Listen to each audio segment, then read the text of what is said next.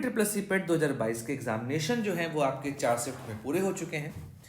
आज की वीडियो में हम लोग बात करने वाले हैं कि इस एग्जामिनेशन की आंसर की कब जारी होगी, क्या हो सकते हैं संभावित कट ऑफ, इस वर्ष लेखपाल के कितने पद आने की संभावना है, साथ ही साथ इस वर्ष लेखपाल के जो पद आएंगे उनके कट ऑफ क्या हो सकते हैं।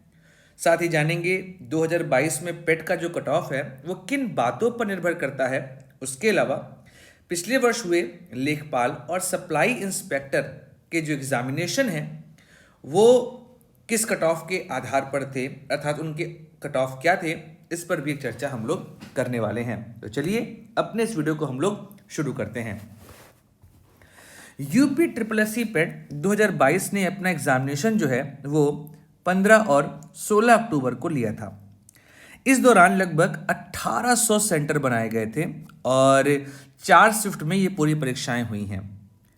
अब आप यहाँ पर देख रहे हैं कि लगभग 37 लाख बच्चों ने इस एग्जामिनेशन का फॉर्म भरा था और लगभग माना जा रहा है कि 25 लाख बच्चों ने इस एग्जामिनेशन को दिया है। ऐसे में यूपी ट्रिपल एस सी पेट जो है इसकी नॉर्मलाइजेशन की प्रक्रिया जो है वो शुरू करेगा, पर वो कैसे होगी चलिए इसके बारे में बात करते हैं। सबसे पहले यूपी ट्रिपल सी पेट इन चारों जो शिफ्ट के एग्जामिनेशन हुए हैं इनके क्वेश्चन पेपर को अपलोड करेगा। उसके बाद आप ये जानिए कि इनकी आंसर की जो है वो 1 हफ्ते के अंदर जारी की जाएगी। उम्मीद करता हूँ कि 19-20 के आसपास आंसर की आ जानी चाहिए जो पहली आंसर की होगी। साथ ही साथ इसके बाद आपको इसमें आपत्ति दर्ज कराने का मौका मिलेगा, आप अपनी आपत्ति यहाँ पर दर्ज कराएंगे। इसके बाद आयोग जो है वो लगभग 1 हफ्ते बाद इसकी फाइनल आंसर की जो है वो जारी करेगा। फाइनल आंसर की जो है वो यहाँ पर जारी की जाएगी। अब एक महत्वपूर्ण यहाँ पर बात होने लगी है कि भाई जो ये आंसर की आएगी इसके बाद इसका कट ऑफ क्या रहने वाला है। तो ये समझिए जितने भी examination UP triple S C PET के आधार पर होने वाले हैं, इस वर्ष 4 शिफ्ट में पेपर हुआ है और पेपर पिछले वर्ष की तुलना में काफ़ी कठिन रहे हैं। ऐसे में जो संभावित कट ऑफ है वो पिछले वर्ष की तुलना में कम रहने के आसार यहाँ पर साफ साफ दिखाई दे रहे हैं। खासकर मैथमेटिक्स, इसमें भी डीआई जो है वो काफ़ी टफ यहाँ पर पूछा हुआ था। अब एक सवाल बच्चों के मन में आ रहा है कि भाई लास्ट ईयर जो लेखपाल के पद थे वो लगभग 8085 पद थे, इस वर्ष लेखपाल के कितने पद आने की संभावना है। तो जो अभी तक सारी रिपोर्ट्स निकल के आ रही हैं उसके आधार पर हम ये कह सकते हैं कि लेखपाल के लगभग 4000 पद जो हैं वो यहाँ पर आने वाले हैं। 4000 पद पर इस बार ज्वाइनिंग जो है वो कराने के लिए सरकार जो है वो सोच रही है। अगर हम देखें तो लेखपाल और सप्लाई इंस्पेक्टर जो कि पेट 2021 के आधार पर हो रहे थे, उनके आधार पर देखें तो कट ऑफ जो सरकार ने निकाला था वो क्या था। यहाँ पर जो cut off UP triple C निकाला था वो आखिर क्या था, तो आप देखेंगे कि लेखपाल के लिए जो कट ऑफ आया था जनरल का, वो कट ऑफ आपका था 62.96। यही कट ऑफ आपका ओबीसी के लिए था और यही कट ऑफ आपका ईडब्ल्यूएस के लिए था। यहीं पर जो आपके अनुसूचित जाति है उसका कट ऑफ जो है वो 61.80 था और एसटी का कट ऑफ जो है वो आपका यहाँ पर 44.71 था। वहीं पर महिलाओं कट ऑफ जो है वो 64.74 था।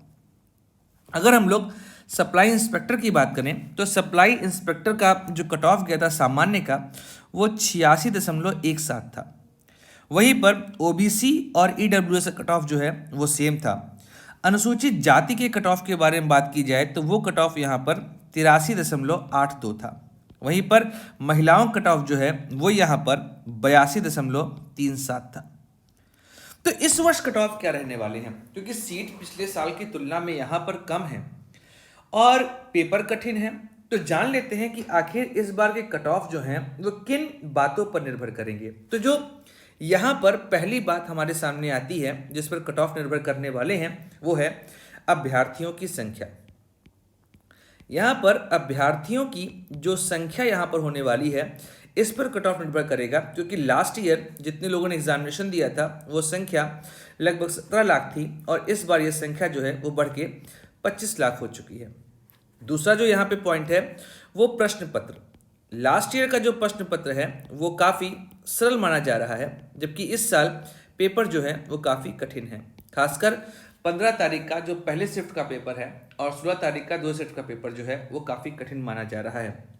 वहीं पर अगर तीसरी पॉइंट की यहाँ बात करें तो डीआई के क्वेश्चंस जो हैं वो काफ़ी कठिन यहाँ पर थे, जिसकी वजह से बच्चों के गलत होने की संभावना बढ़ जाती है। इस वजह से क्या होगा कि जो नंबर्स हैं, नॉर्मलाइजेशन जो होने वाला है, उस नॉर्मलाइजेशन में प्रभाव यहाँ पर हम लोग को देखने को मिल जाएगा। तो ये 3 प्रमुख कारण यहाँ पर बन रहे हैं जिनसे कट ऑफ जो है वो काफ़ी चेंज हो सकता है।